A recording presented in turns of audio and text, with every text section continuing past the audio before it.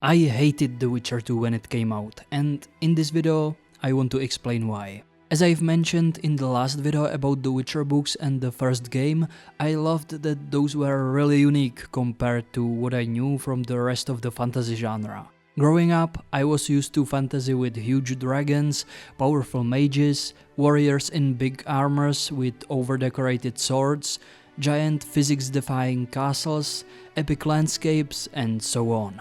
The Witcher seemed like a complete opposite of that, because it had this realistic low fantasy medieval look, where soldiers and knights had pretty normal medieval armors, swords and other weapons looked also fairly ordinary, the castles looked like normal medieval castles, and the nature and landscapes looked like normal locations you could find throughout the countryside of Central Europe, and all of it reminded me of the things I grew up with. It seemed cool to me that The Witcher had essentially the opposite approach to the entertainment from the West, where everything has to be bombastic and over the top to catch your attention. Compared to that, The Witcher felt pretty ordinary and almost mundane. And then The Witcher 2 came out and some of these things completely changed. Instead of the peaceful soundtrack from The Witcher 1 that used simple instruments which you can often hear in Slavic folk music, there was a soundtrack which used epic orchestral music, which is used in every fantasy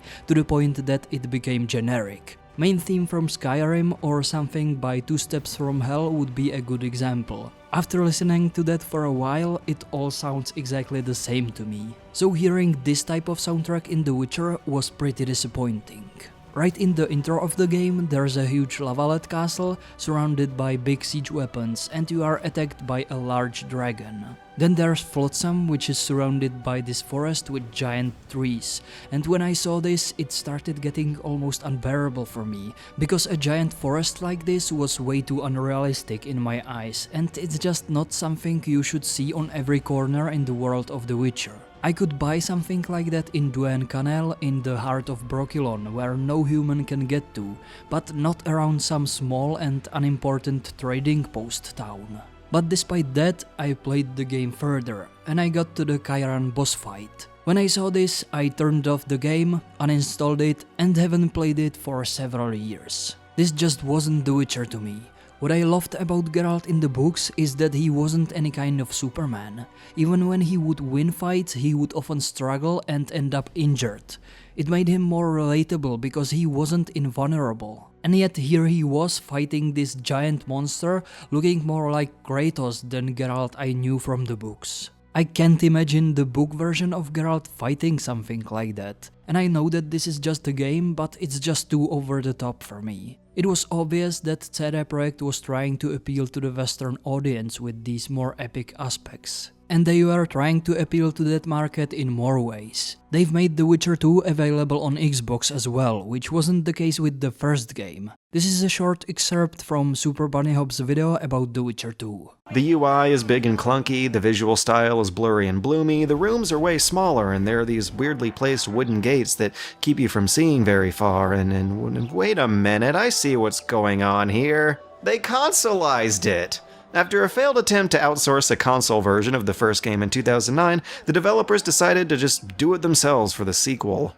A dev quote tells us, straight from the horse's mouth, that the whole interface was designed with consoles in mind. It would make sense that the consoles couldn't handle a bigger draw distance, and I'm wondering if that's the reason why they've surrounded Flotsam with the giant forest, so you wouldn't be able to see very far. When you look at some concept art pictures of Flotsam from the art book of The Witcher 2, you can see that there's no giant forest, and the trees around it are normal height, so my guess would be that they had to add it later on because of some decision like this. Another thing I didn't like about the game was that there were these epic mountainous landscapes almost everywhere in the background, which became sort of a fantasy cliché, and it's the complete opposite to The Witcher 1, where the nature and landscape looked like ordinary countryside of Central Europe, where we don't really have epic mountains like from New Zealand everywhere. For example, this is how the more mountainous areas look like in my country. If you compare that to the stereotypical epic fantasy landscape that almost every fantasy uses,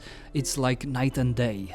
So it seems to me that CD Projekt did all of this because they wanted to appeal to the Western audience, which was mainly used to epic fantasy at the time. And I don't think that appealing to the West is a bad thing, but you don't have to lose what makes you unique in the process. In fact, you would probably attract more people if you would lean into the uniqueness, because people want to see something new and different, and it's more interesting to them than seeing the same thing over and over. The Witcher 3 is a great example of that, but that's a topic for another video. So this is why I didn't like the second game at first. I fell in love with The Witcher exactly because it was the opposite of those tired epic fantasy tropes, and The Witcher showed me how generic most of the fantasy worlds in the mainstream are, because they are all copying each other. So when The Witcher 2 was suddenly trying to be epic as those fantasy worlds, it lost the most appealing thing about it. It seemed to me that the Witcher books and the first game were the ones standing out from the crowd of generic fantasy, and The Witcher 2 was trying to join that crowd, which just made it uninteresting. But years later I realized that it's not all bad with this game. It has one saving grace. There's an aspect which The Witcher 2 excels at. I realized it years after I played it for the first time, when I was going through the art book for the game. I really like the medieval map at the beginning, the armors, swords, and almost everything in that art book. If you look past the large dragon, huge lavalet castle, forest with giant trees around Flotsam, fight with Chiron, the vistas with epic mountains everywhere in the background, and so on, the game actually has way better medieval look than The Witcher 1 had.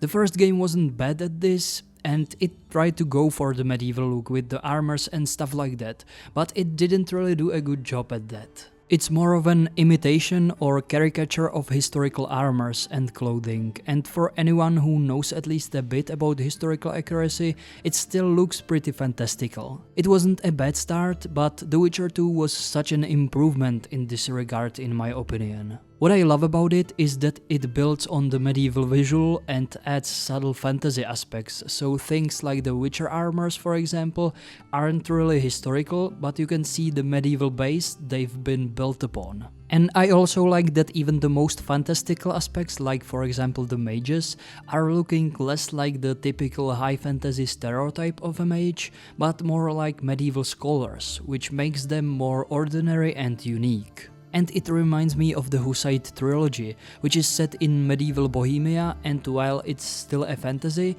Sapkowski incorporated the fantastical aspects in a way that they seem more realistic. So mages are not like you know them from most fantasy worlds. The main hero Reynevan is a mage, but he's an actual medieval scholar who studied in Prague at Charles University, which is one of the oldest universities in Europe and still exists to this day. In the Hussite trilogy, mages have to practice magic in secret, because otherwise the Catholic Church and Inquisition would burn them at stake. And magic is practiced the same way people in the Middle Ages actually believed that magic is done.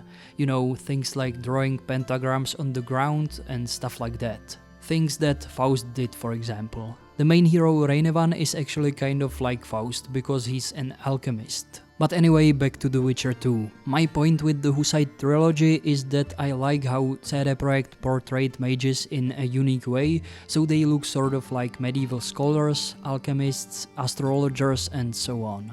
Details like that really help create the medieval atmosphere that The Witcher should have.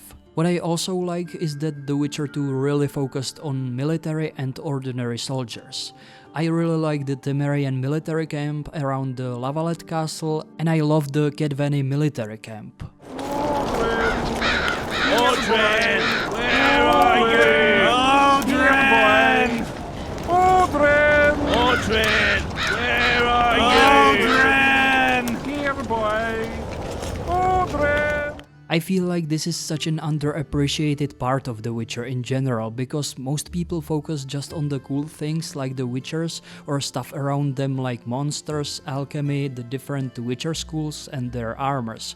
But nobody really cares that much about military, even though it's an important part of the books. Sapkowski shows that through factions and characters like Black Ryla, Kenna Selborn and Skellen's crew of Nilfgaardian soldiers, Yara and Purfakin infantry of Temerian army, Scoia'tael and so many other examples. CD Projekt did a pretty good job at incorporating this element into the games, but it seems to me that a very few people actually appreciate it, which is a shame. But yeah, I really love how they went for this low fantasy visual with realistic medieval armors and the look of the military.